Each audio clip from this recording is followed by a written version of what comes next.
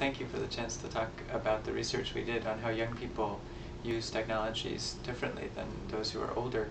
One of the big points right off the bat from our research is not all young people use technology in quite the same way. So when we're talking about digital natives, we're thinking about young people who meet three different criteria. So one is born after 1980. A second one is that they have access to the technologies. So in a global society where there are 6.6 billion people on the planet, only 1 billion or so have access to the technology. And lastly, that they have sophisticated skills in how to use them. And there's a very large participation gap between those who do and don't on this third point. So we're focusing primarily on those who are on the have access and have skills side of that participation gap. And identity is really one of the dividing lines between that group and those who don't use technology in the same way. It's also true, of course, that some adults use the same technologies and use them in similar ways to these young people. So it's not purely a generational divide, but that is one of the markers.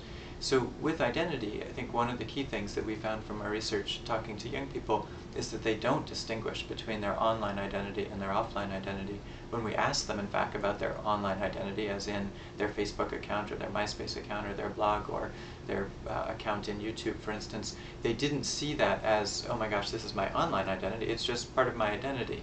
And one of the things that we thought was interesting about that was many of the adults we talked to really thought about these as bifurcated, as two different things, an online and an offline identity. And in terms of how young people used the technology, it was often about expressing different aspects of their identity in different contexts. It was very context specific. So what you might share, for instance, in Facebook might be quite different from what you might share on your blog or your live journal or your MySpace account or on PhotoBucket, say, where you've got a lot of your photographs.